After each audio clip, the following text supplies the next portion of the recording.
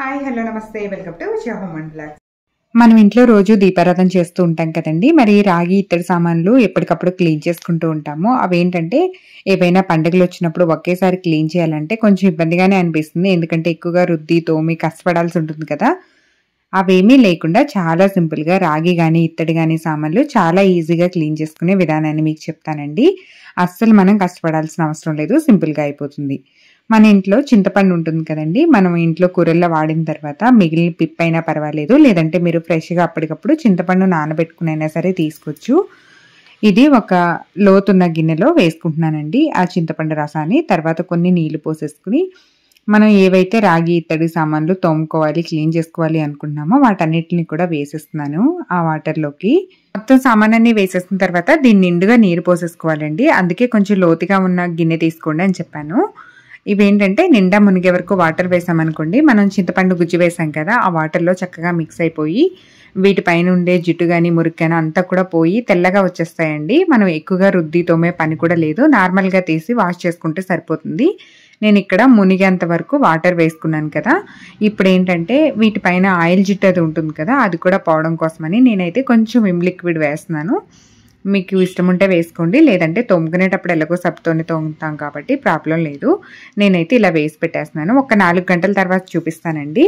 మీకు వీలైతే మాత్రం చక్కగా నైట్ టైంలో ఇలా వేసి పెట్టేసుకుని ఉదయాన్నే తోముకోండి, లేదంటే మార్నింగ్ టైం వేసేసి నైట్ టైం అయినా తోముకుంటే మనకి ఎక్కువగా శ్రమ పడాల్సిన అవసరం లేదండి. మన పని మనం చేసుకుంటూ ఉంటుంటే వీటి పని ఇవి చూసుకుంటాయి అనమాట.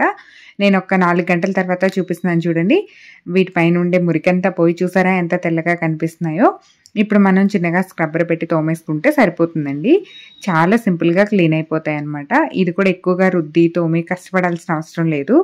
అంటే కొంచెం దీపారాధన అది మస్ ఏమన్నా పట్టినా కూడా కష్టపడాల్సిన అవసరం లేదు, ఈజీగా క్లీన్ అవుతుంది అనమాట ఇలా స్క్రబ్బర్ పెట్టి తోమేస్తే.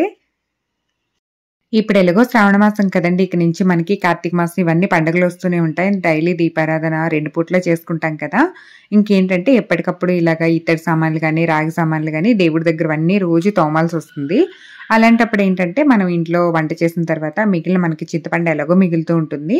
మీ దగ్గర నిమ్మ చెక్కలు ఉంటే అవి కూడా పిండేసి దీంట్లో వేసేసుకోవచ్చండి. కానీ నిమ్మ చెక్క కంటే కూడా ఇలాగా చింతపండు వల్ల ఏంటంటే ఇవి త్వరగా నలుపు అవ్వకుండా ఉంటాయన్నమాట. కొంచెం నిమ్మకాయతో తోమితే కొంచెం 2-3 రోజులకి నలుపు వచ్చేస్తుంది. చింతపండుతో అయితే మనకు ఆ ఇబ్బంది ఉండదు. అందుకని చెప్పేసి నేనైతే ఎప్పుడు ఇలాగే చేస్తాను, అదే మీకు ఇక్కడ చూపిస్తున్నానండి. కొంచెం మనం పండగలు ఎప్పుడంటే ఎక్కువ సామాన్లు తోముతూ ఉంటాం కాబట్టి ఈ చిట్కా అయితే బాగా పనిచేస్తుంది. ఎక్కువ సామాన్ ఉండి ఎక్కువ టైం తీసుకోదు, చక్కగా సింపుల్గా ఈజీగా ఎవరైనా క్లీన్ చేసేసుకోవచ్చు. చూడండి ఇక్కడ నేను కొంచెం స్క్రబ్బర్తో తోమేసి మీకు ఇక్కడ వాటర్లోనే కడిగి చూపిస్తున్నాను. తర్వాత వీటిని మళ్ళీ ఒకసారి నేను మంచినీళ్ళతో కడుగుతానులేండి. అంటే మీకు తెలుస్తుంది ముందుకి తర్వాత కానీ కడిగి చూపిస్తున్నాను ఎదురుగానే. చూసారా ఎంత తెల్లగా వచ్చాయండి.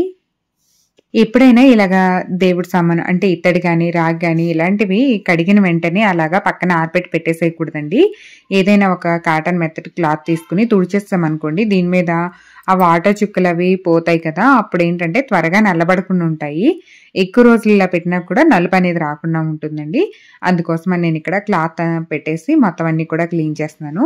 ఇవే కాదండి, వెండి సామాన్ అయినా సరే ఇలాగా మనం కడిగిన వెంటనే తుడిచి పెట్టుకున్నాం అనుకోండి, ఎక్కువ రోజులు అలా తెల్లగా ఉంటాయన్నమాట.